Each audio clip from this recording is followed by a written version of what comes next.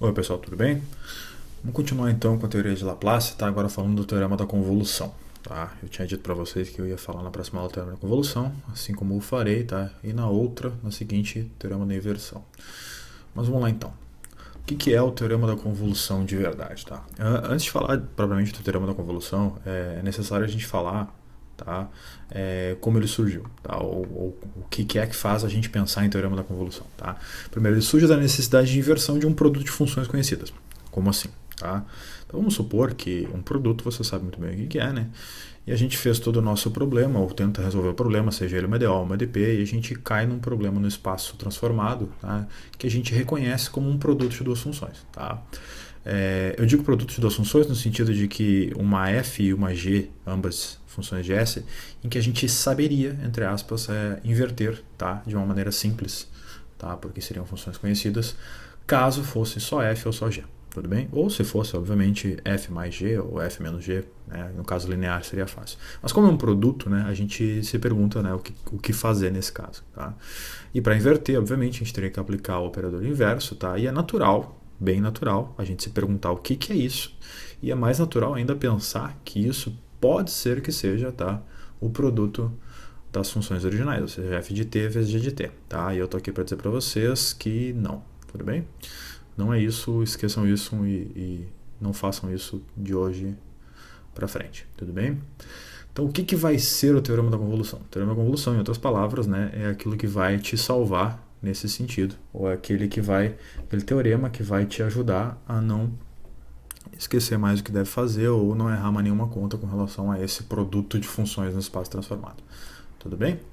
Então vamos colocar ele na tela. Tá? Primeiro a gente lê assim, tá? Vamos supor que a transformada de f seja f maiúsculo, a transformada de g maiúsculo, então, tá?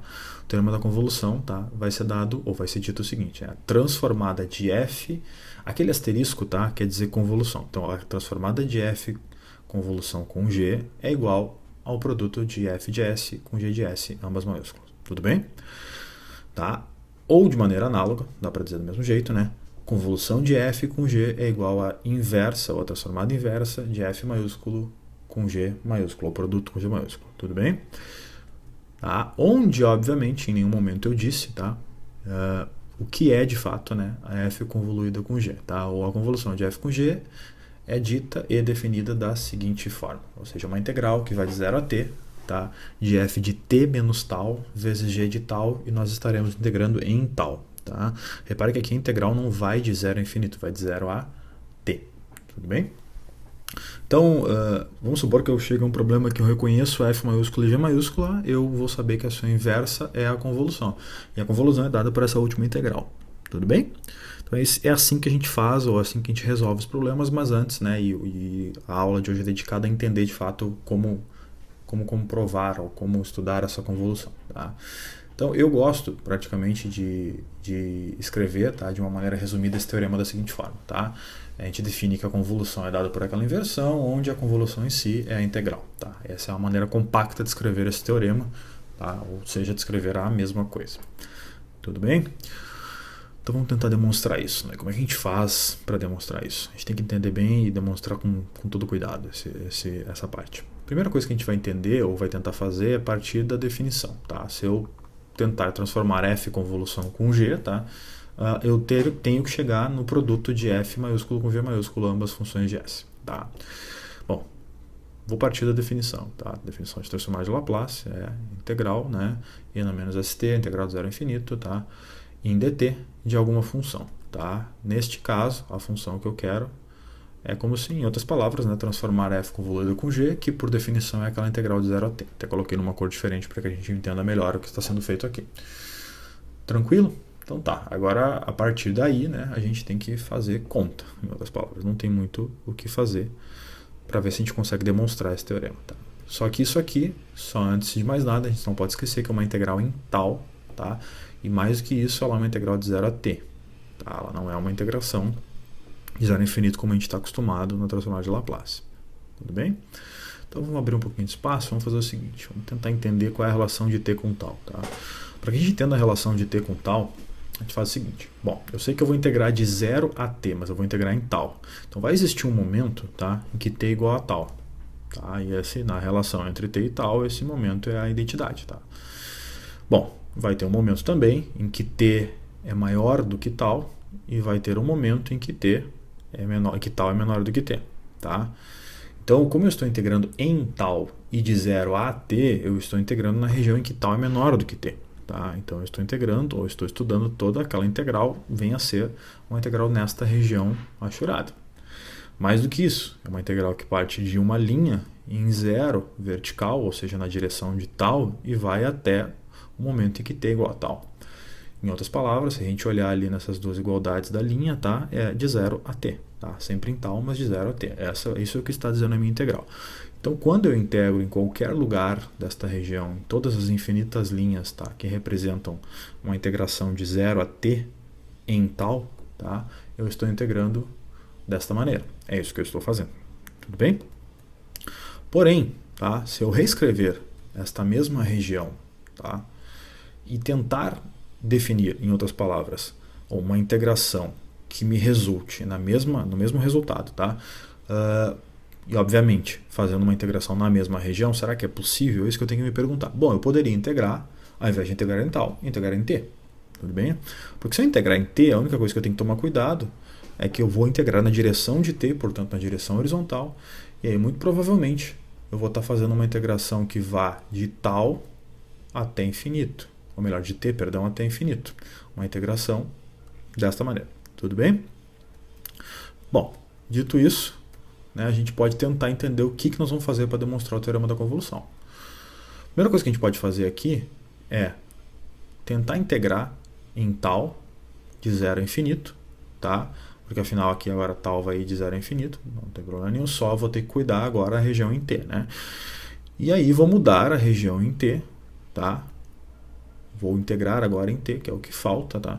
Não podendo esquecer que agora é a mesma coisa, tá? Só que eu vou ter que fazer de tal a infinito. Tudo bem?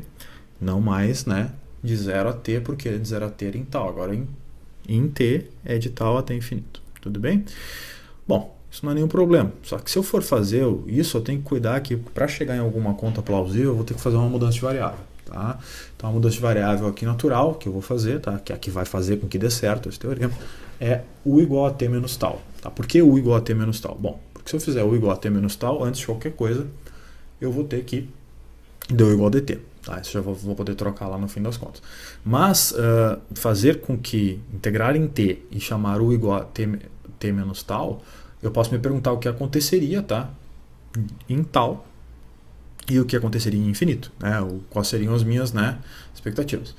Bom, primeiro que quando t é igual a 0, né, ou melhor, quando t é igual a tal, perdão, u começaria em 0, tá? E para infinito, o outro também seria infinito. Então seria uma integral de 0 a infinito. Então eu já começo a escrever a primeira que eu já tinha e a segunda com as variáveis trocadas. Ou seja, t menos tal é u, tá? Du igual a dt, tá? E aí os limites de integração mudaram, tá? O que começava em tal começa em 0, porque u aplicado em tal vai dar tal menos tal, que vai dar 0, tá? E aí infinito vai dar infinito também. Então a gente tem a seguinte configuração, tá? De uma integração agora em u, não mais uma integração em t, tudo bem? Então eu primeiro inverto a integração da minha região, tá? E troco a variável, tudo bem? Bom, fazendo isso, né, a gente tem a seguinte configuração. A gente pode ver que é uma integração em u, tá? A gente pode tirar o e na menos s tal, que vai aparecer ali, né? E assim deixar o e na menos su, que é uma integração em u, naquele pedaço ali. Bom, isso aqui todo mundo sabe o que é, né, pessoal? Esse pedaço, essas duas integrais que sobraram, tá? São conhecidas por definição, tá? Como g de s e f de s, tá? Porque elas são exatamente a definição, tá, de transformada de Laplace. A grande diferença aqui está em tal, tá? E não em t, mas não tem problema nenhum, tá? E a outra em u e não em t também, tá? Mas representam, tá, as transformadas de Laplace, respectivamente de g e de f, tá? E bom, e aí acabou, né? Porque se isso de fato acontece, a gente acaba de demonstrar, tá, o teorema da convolução. Ou seja, quando a gente integra do jeito que a gente fez, a partir da definição, tá, a gente chega exatamente naquilo ali que a gente já sabia ou já queria chegar. Tudo bem? Tá, existe uma outra demonstração, e eu vou insistir nisso porque a gente precisa entender bem ou acreditar bem naquilo que que a gente está aplicando, tá? Que é a demonstração, tá? O sentido inverso, né? Que é a gente olhar o outro lado, né? Se a gente pensar no seguinte, pensa comigo, f e g, né? Ambas transformadas, ambas dependendo de s, por definição, são duas integrais, como a gente chegou agora no final. Então, se a gente partir dessas duas integrais, a gente, em teoria, tem que chegar, tá, na convolução, ou seja, numa integração de 0 a t quando aplicar a inversa. Tá? Então, o que acontece? Bom, partindo dessas duas integrais, que são apenas as definições de f maiúsculo e g maiúsculo, a gente pode reordenar, tá? E se dá conta que a gente está integrando em duas regiões, ou melhor, em duas variáveis, é uma integração dupla, tá? Que representa também uma região. Tudo bem? Então, a representação dessa região é bem simples em teoria, tá? A representação dessa região, tá, é dada pura e simplesmente por uma região nova, tá, que eu posso comparar entre U e W, tá, que eu posso chamar de região gama. Tá? Ambas vão de 0 a infinito, tá? Ambas variáveis U e W, o que me devolve essa região, tá? E eu poderia, né, simplesmente aqui fazer uma pequena mudança de variável. Bom, a primeira mudança de variável não chega nem a ser uma mudança, é só para trazer um pouco para a variável mais conhecida. Vou chamar W de tal, tá? Vou chamar U de t menos W. Ou ainda, né, U de t menos tal. Porque se eu chamei W de tal, né, U então, que é t menos W, vai ficar t menos tal. Tudo bem? Bom, a variação ou a integração, tá, que vem com relação a W, essa não muda. Mas aquela que tem em relação a tal, perdão, essa não muda. Porque ela é igual em relação a W, né? Então t tal é igual a W. Então vai ficar igual. Então eu já posso colocar aqui g de tal, tudo bem? E a outra muda, porque a outra fica uma integração de 0 a t. Basta que eu cuide, né, as variáveis que eu estou colocando ali. Tudo bem? Então a integração em U, né, vai ficar diferente, porque vai ter uma translação. Então é uma translação que vai ser comprimida. É como se eu comprimisse essa região, tá, que é um quadrado, como está representado aí, na região anterior. O que é natural, né, pessoal? Eu estou fazendo a demonstração, a volta da demonstração. Tá? Quando a gente faz isso, a gente só troca agora para t, tá? Onde é f de u vai ficar t menos tal, e aqui onde é u mais w, tá? Vai ficar simplesmente t. Tá? Então por isso e na menos st, tudo bem? Dada essa minha mudança de variável. E aí já começa, por uma simples mudança de variável, tá? Já começa a aparecer aquilo que a gente já imaginava, já está com cara, né, da integração que representa a convolução. Tá? Bom, fazendo isso, né, se a gente fizer pequenas reordenações aqui, a gente vai ter uma integração em d tal, que de cara já representa a tua convolução, ou seja, esta integral aqui nada mais é do que a definição da convolução entre f e g. Tá? E uma vez dito isso, a gente pode simplesmente usar esse fato, né, de que isso é a integração, que é a convolução, ou seja, a gente usa lá esse fato aqui dentro da integral, tá? E se a gente olhar para esta última integral, isso nada mais é do que a aplicação da transformada de Laplace em uma convolução, tá? Ou ainda, né, a gente pode escrever que isso aqui é simplesmente, né, isso é o resultado de f vezes g, tá? Mas ainda a gente pode dizer que, bom, se a gente aplicar a inversão, a gente vai chegar na f, aplicar a inversão, perdão, em f e g, a gente vai chegar na fg minúscula, que é a convolução, ou fg minúscula aqui, f de t, convolução com g de t. Tudo bem? Tranquilo até aqui, né? Bom, e se isso de fato acontece, acabou. A gente acaba de demonstrar o teorema da convolução e de volta. Tá? Não é muito simples no primeiro momento demonstrar o teorema da convolução, tá? Mas também não é nenhum bicho-papão. É um teorema, se a gente olhar com muito cuidado, tá? Ele é bem... É um teorema elegante, em outras palavras, tá? Ele tem como ser demonstrado e é bonita a demonstração dele, tá? E a gente até pode demonstrar ele de novo. Eu vou fazer aqui uma demonstração que talvez, na minha opinião, tá? É a demonstração até que eu gosto mais, tá? Porque ela usa propriedades que a gente acabou de ver da transformada de Laplace. Então, por exemplo, se eu usar aquilo que eu já sei, tá? Eu sei que a transformação... se eu sei que a convolução de f com g, tá, é aquela integral que vai de 0 a t. Se eu aplico a definição, tá, que nem eu estava fazendo lá na primeira ida da demonstração, tá, se eu aplicar a definição de transformada de Laplace aqui, o que eu tenho? Bom, eu tenho a integração de 0 a infinito de n menos st daquilo que eu estou transformando, que nesse caso é toda a convolução que está em verde, integrada em dt. Tá? Bom, o que isso quer dizer? Tá? Bom, não quer dizer muita coisa porque parece que eu vou para o mesmo lugar. Mas se eu lembrar, tá, da função Heaviside, ou da definição dela, tá, que é simplesmente a função degrau, só que aqui eu estou olhando ela de um jeito um pouquinho diferente. Lembra quando a gente fez a integração a função Heaviside de t menos a, ela era 1 para valores maiores do que a e 0 para valores menores? Tudo bem, aqui pode parecer um pouco confuso no começo, mas olha essa função Heaviside como se ela tivesse sido invertida, tá? Ela está com um argumento que agora não é o t, tá? O t é o parâmetro aqui, a variável é o tal. Se eu olhar para tal, tá? Que é o eixo que está na horizontal, é como se funcionasse como se fosse o t na nossa outra versão, tá? Então, o fato de estar com menos tal quer dizer que já vai inverter o degrau, agora vai ser 1 para valores menores do que o parâmetro e 0 para valores maiores, e o parâmetro em questão não é mais a, o parâmetro em questão agora é t. Tudo bem?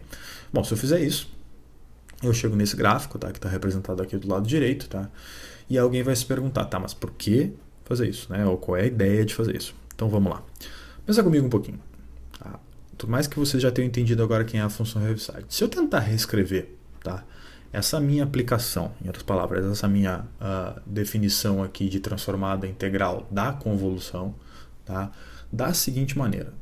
Vou escrever ao invés de 0 a t, uma integral de 0 a infinito, tá? Só que vou multiplicar ela por Heaviside de t menos tal, uma vez que tudo que eu estou integrando é uma função de tal. Claro, com o parâmetro t, mas é uma função de tal até este momento, tudo bem? E aí eu vou deixar aquele dt lá para o final, integrando só e na menos st, depois a gente usa ele. Olhando para essa segunda integral e me perguntando se faz sentido isso que eu escrevi, a resposta é sim. Porque quando a gente está aplicando uma Heaviside que ela é 1 antes de t e 0 para depois de t, tá? Ao multiplicar este integrando, ele me resulta no mesmo integrando que tem lá no começo, tá? Só aqui de 0 a t ao invés de 0 a infinito, tá? Após t, estou zerando todos os valores, tá? Ah, mas os valores que estão antes de 0, esses não fazem diferença para nós, porque a nossa integral sempre foi de 0 em diante, né? Então é como se eu tivesse aqui um filtro, tá? Que faz... Essa Heaviside vai ser um filtro, tá? E é por isso que muitas vezes é chamada de propriedade de filtragem, mas enfim, tá? Essa Heaviside vai ser um filtro, tá? Que vai me dizer, olha, só integra de 0 até t, tudo bem? De 0 porque começa em 0 e até t por causa da Heaviside, porque depois de t ela é 0, tá? Então essa segunda integral é exatamente igual à segunda integral que está na primeira linha, tá? A única grande diferença é que ela está sendo escrita de 0 a infinito, porém, né, com o fato de eu estar multiplicando por Heaviside no núcleo dela. Tudo bem? E aí, se a gente faz uma pequena reordenação, a gente chega nesta seguinte situação, tá? Caso vocês não lembrem, tá?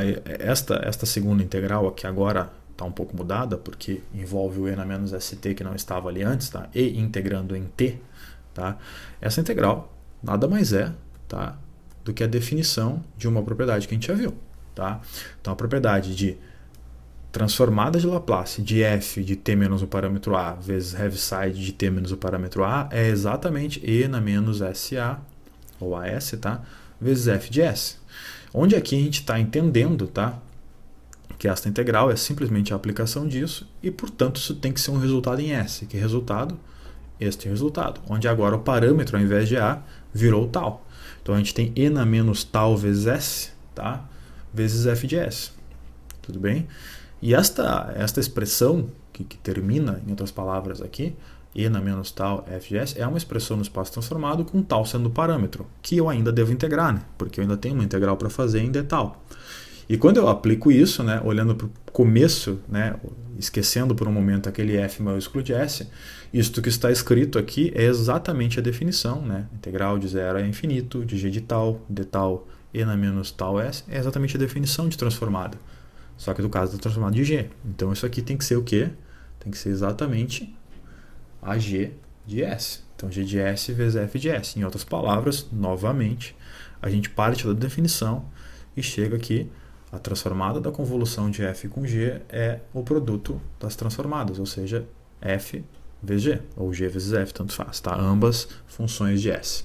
E aí nesse caso a gente volta, né, assume isso, que quer dizer a mesma coisa, né, que a convolução ser a aplicação da inversa em f vezes g, e portanto, né, a gente acaba de demonstrar também o teorema da convolução de uma outra maneira.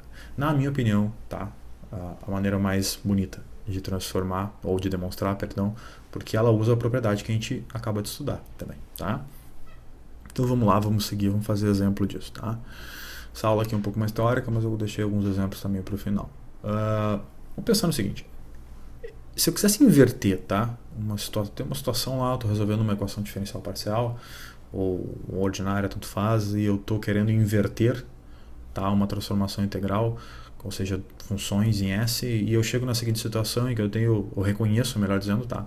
Como um produto, tá, de funções de S. Nada impede, antes de eu seguir fazendo a conta aqui, de vocês tentarem fazer aqui uma expansão por frações parciais em S, tá?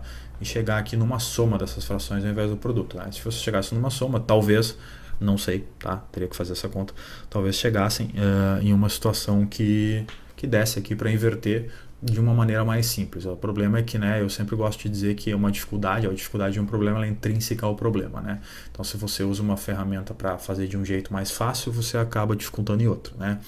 Então, expressar isso como uma soma de duas frações pode ser fácil para inverter, e o difícil vai ser expressar como uma soma de frações. Por outro lado, aqui a gente vai tentar usar a convolução para entender isso aqui, porque se a gente reconhecer como produto de duas funções, e eu vou chamar aqui de novo de f e de g, tá? Onde, obviamente, né, só tem sentido eu fazer isso se forem duas funções que eu reconheça facilmente a sua inversa. Tudo bem? Então, vamos ver o que ficaria isso aqui. Então, tentar inverter isso, né, é a mesma coisa que tentar inverter f vezes g, uma vez que eu escrevi quem é f e quem é g, tá? Vamos escrever de uma maneira mais simples, mas a inversa disso é simplesmente a convolução das inversas, ou seja, se eu souber a fzinha e a gzinha, e espero que seja fácil, né? Só tem sentido usar o teorema da convolução se isso for fácil, eu vou escrevê-las, né? E vou integrar, ou seja, o resultado disso tem que ser aquela integral de 0 a t, tá? De f de t menos tal, vezes de tal, em d tal, tudo bem? Bom, quem é f, quem é g? Pequenas, né? Bom, a inversa de 1 sobre s quadrado, né? É o t. E a inversa de 1 sobre s menos a é simplesmente um deslocamento, tá? Outra propriedade, vai ser n menos at, tudo bem? Então, em outras palavras, né, usar a definição da convolução, uma vez que eu reconheço como um produto, nada mais é, tá, do que escrever essa integral. Só que, claro, escrever com f e com g já colocadas ali. Tudo bem? Bom, então feito isso, né, coloquei f de t, no caso f de tal, virou tal, né, e ali eu tenho n menos a seria tal, mas na verdade é g de tal, né? T menos tal. E tanto faz aqui, tá, pessoal, eu escrever t menos tal para f ou t menos tal para g, tá? Só tem que cuidar aqui, não faz diferença, tá? É comutativo isso, tá? Vocês podem fazer isso. Usem aqui convém melhor. Aqui convém melhor escrever t menos tal como argumento da g, tá? Tudo bem? Mas enfim, né? Dá para fazer de outra maneira também. Bom, feito isso, né? A gente pode agora focar em resolver esta integral. Tá? Uma integral em tal, em que eu aplico o resultado de 0 a t. Tudo bem? Então aqui dá para eu expressar dessa maneira, tá? Uma integral simples, né? Dá para colocar o i na at para fora, no caso, né? Porque é uma integração em tal, tá? E aí para resolver essa integral aqui, eu vou ter que usar aqui uma integração por partes, tá? Provavelmente vou chamar o u de tal, tá? E vou deixar isso como exercício para vocês. Estão cansados de resolver a integração por partes, né? Mas já coloco o resultado, vai ter que dar nisso aqui. Tudo bem? Olhando para o resultado, tá? Antes de qualquer coisa, antes de dar como terminado esse exemplo, eu gostaria só de dizer que provavelmente, tá, pelo resultado, daria, tá, para a gente escrever aquela expressão inicial como frações parciais. Tá? Então, assim, qual é a dificuldade deste exemplo usando a convolução? Talvez uma integração por partes, tá? Que eu até não acho tão difícil. Qual é a dificuldade se eu usasse outro caminho? Seria a expansão em frações parciais, né? Que eu estou vendo que teria que ter no mínimo 3 termos pela resposta que eu tenho aqui. Tudo bem? Então tá. Vamos fazer um outro exemplo, tá? Seguindo essa mesma linha, um exemplo um pouquinho mais difícil, mas também nem tanto, tá? Pode parecer muito parecido este segundo exemplo, né? Mas não é só a primeira função igual.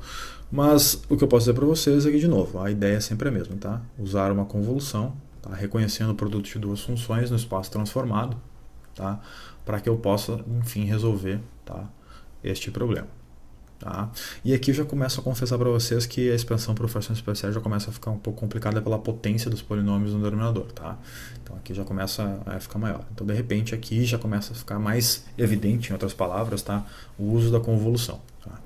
Bom, quando eu tento fazer a inversão desse pedaço, tá? De novo, eu sei por definição do teorema da convolução, que é só inverter isso, né? Em outras palavras, isso vai ser a convolução entre fzinha e gzinha, tá? A questão é quem é cada uma delas, tá? A primeira é igual ao do exercício anterior, 1 sobre s quadrado me resulta na inversão de f grande que dá f pequena seno t, tá? E essa outra aqui é simplesmente seno de t, tá? Ou seja, a sobre s quadrado mais a quadrado, tá? É seno de at, logo nesse caso seno de t, tudo bem? Bom, e aí? Aí a gente vai fazer aqui neste caso, tá? A convolução, que por definição, tá? A definição está lá em cima no canto direito. Eu vou escolher aqui, eu acho mais fácil, apesar de não ter feito a conta até o final, eu vou escolher aqui simplesmente ter integrado, ou usado como argumento, melhor dizendo, t menos tal em f, tá? Porque f é só t. Então aqui vai ser t menos tal, que vai aparecer para nós, vezes seno de tal, tudo bem? E essa integração vai dar para separar em duas. Uma muito simples de fazer e outra nem tanto. Vai nos dar uma integração por partes, tá? A primeira vai ser simplesmente t vezes seno de tal, tá? E a segunda, tá? Vai ser tal vezes seno de tal. E essa segunda que eu estou falando, essa sim, tá? A primeira vai ser simplesmente, né? A integração aqui vai ser 1 menos cosseno, mas isso é o de menos.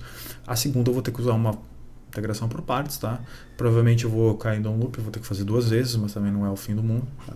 E eu vou chegar na resposta, tá? Que vai ser, acreditem, se quiserem, simplesmente t menos seno de t. Tudo bem? O que me leva a crer, tá? Olhando para o exercício lá no começo, que se eu tivesse feito frações parciais, talvez não fosse o fim do mundo. Provavelmente isso seria 1 sobre s quadrado mais 1 sobre s quadrado mais 1, mas no primeiro momento eu não sei disso, tá? A gente precisa, né, usar aquilo que a gente acha que é melhor. No caso, usamos a convolução e chegamos no resultado que parece, tá, ser esse que eu acabei de falar, tá? Que parece ser a mesma expressão 1 sobre s quadrado mais, ao invés de produto, né? Parece ser igual a mais 1 sobre s quadrado mais 1. Tudo bem? Essa última linha, essa resposta, tá? Entre a penúltima e a última linha tem muita conta, tá? Mas como é só uma integração por partes, eu estou omitindo aqui e assumindo que é uma coisa trivial para vocês. Tudo bem? Bom, antes de continuar, só queria dizer que a integração não, o teorema da convolução existem diversas aplicações, tá? E a gente vai poder fazer isso em vários exercícios envolvendo EDO, EDP e assim por diante, tá? Eu vou deixar alguns exemplos para vocês, tá? O que o fato mais importante aqui nessa aula é, de fato, entender o teorema da convolução e como ele funciona, mesmo que seja da maneira mais simples, entender muito bem entendida a demonstração dele, tá? Espero ter passado essa ideia clara para vocês. Só que antes de terminar, eu preciso falar de algumas propriedades que podem ser úteis, tá? Para quem quer de fato resolver esses problemas, tá? Mais complicados, tá? Bom, vamos a elas, tá? Essas propriedades são as seguintes. A primeira delas, tá? É a propriedade de entender que é possível que eu tenha, tá? Um produto de 3 funções, o que vai me resultar num produto, como se fosse, eu estou chamando de produto aqui, mas é a convolução da convolução, tá? Então, o que acontece aqui, tá? Que essa propriedade, tá? Eu sugiro e vou deixar como exercício para que vocês demonstrem ela, acho que tem no livro da referência, tá? Mas das propriedades que eu vou colocar na tela, são 3, tá? Mas essa primeira é talvez a mais difícil de demonstrar, tá? Não que seja muito difícil, mas talvez a mais difícil de demonstrar. Mas ela vale, isso é importante. Então, se a gente entender, né, essa propriedade, a gente pode nos ajudar a resolver vários tipos de exercícios, tá? Que a gente reconheça como 3 ou mais funções, tá? A segunda delas, tá? É a propriedade da comutatividade entre as funções convoluídas, tá? Que é muito simples, eu acabei de usar isso e nem falei, tá? Que podia, mas pode. Eu usei f de t menos tal vezes g de tal, depois eu usei ou melhor, f de tal vezes g de t menos tal. Em outras palavras, é só isso que eu estou fazendo, tá? Isso não tem nem, é muito simples de demonstrar isso, é uma linha, tá? Até vou pular aqui. E a outra, tá? É a da distributividade entre as convoluções, tá? Essa aqui ela é grande essa propriedade, tá? Mas ela é muito simples de demonstrar, tá? De maneira que vocês podem sim demonstrar a segunda e a terceira, mas a que pode ser um bom exercício mesmo é a primeira, tá? Essa aqui é muito simples, a terceira, tá? Ela é bem simples, quando vocês abrem aqui, por definição, isso vai dar um pouquinho de conta, mas olha, se der mais de 3 contas, 3 linhas, perdão, é muito, tá? São uma propriedade grande, mas é uma propriedade relativamente simples de entender, tá? Tudo bem, pessoal? Então tá, Teorema da convolução a gente fica por aqui. Na próxima aula a gente vai ver, então, teorema da inversão, né, de uma maneira um pouco mais... A próxima aula talvez uma das mais importantes do semestre, em outras palavras. Né? Eu vou tentar fazer isso numa aula para vocês. Tudo bem? Então tá, até lá.